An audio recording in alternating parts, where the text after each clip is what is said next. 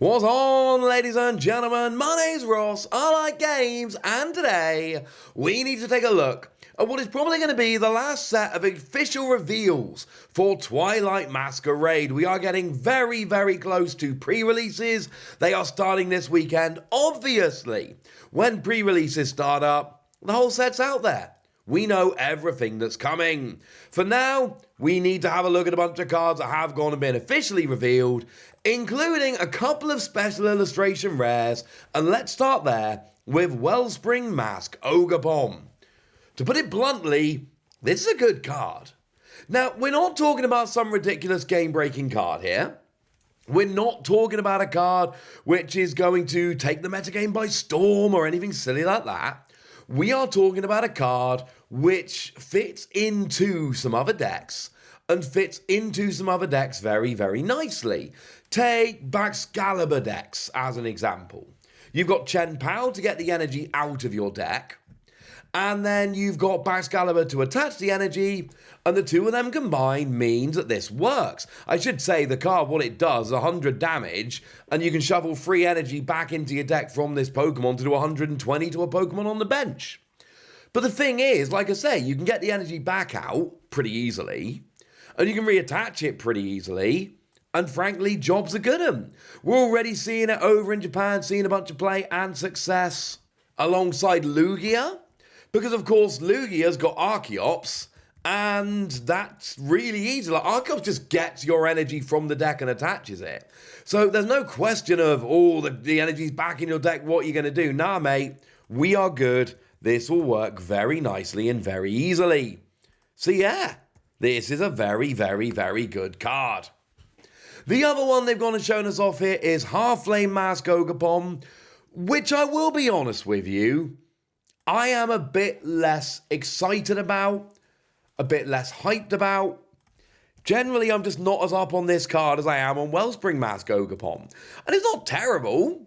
You know, free energy, 20 damage for each damage counter on this Pokemon. Or free energy, 280 to an evolution Pokemon. Like, it's fine. It's all right. It's okay. It is a decent card. But is it a good card? I mean, yeah, fine. There's an obvious combo to be made here with Magma Basin, both accelerating energy and damaging the Pokemon. Good for the first attack, an outrage style attack.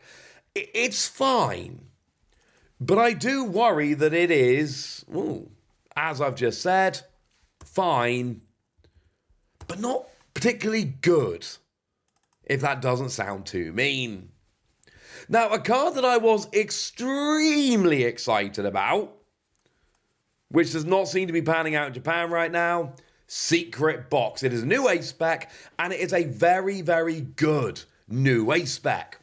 What we've got here is you've got to discard 3 other cards from your hand, but you search for a Pokemon tool, and an item card, and a supporter card, and a stadium card. You're getting 4 cards here. That's clearly a very, very, very powerful thing. What's the issue?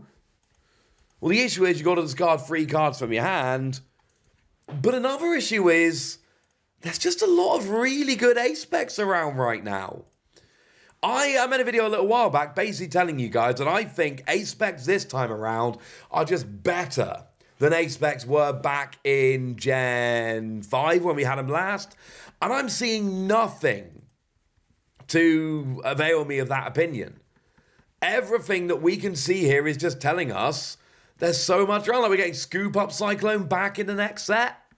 In Twilight Masquerade, of course. That's already being, the go-to for Dragapult and a bunch of other decks. It's seemingly pretty gosh darn good. We've got Unfair Stamp coming out in the next set.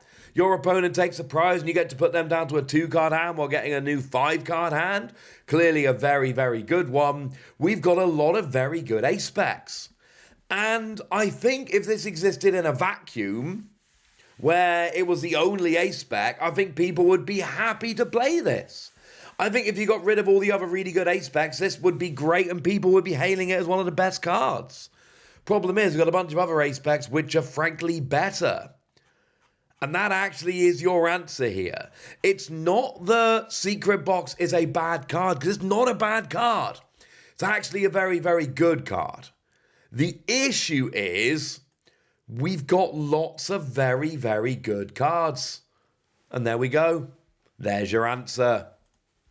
Now, maybe the best card in the set, or at least one of the very, very best cards in the entire set, is Drakloak. It is amazing. But now it's not the attack, 2 energy, 70 damage, nobody cares. But the wonderfully named Recon Directive says that once during your turn, you may look at the top 2 cards of your deck, put one of them into your hand, and the other one at the bottom of your deck. It's brilliant. It's absolutely brilliant. And it's one of those where it's just, it's stage 1, so you can get a whole bunch of these out, and then all of a sudden, let's say you got 4 of these out. You're only actually getting 4 more cards. But you're seeing 8 more cards. If, the 1 or 2 cards you're looking for, you've got the top 8 cards of your deck to find them, because the one you don't take goes to the bottom of your deck. But 4, you've even got something like your supporter, for instance. I just think this is fantastic.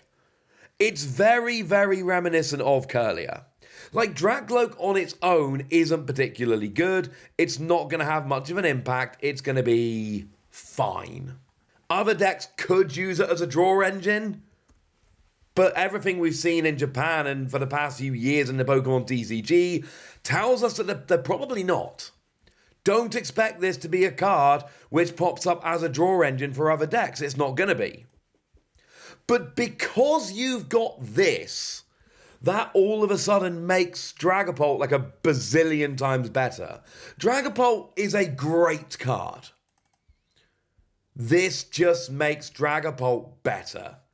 Because now all of a sudden, you've still got all the great stuff about Dragapult, 320 HP, no weakness, all that.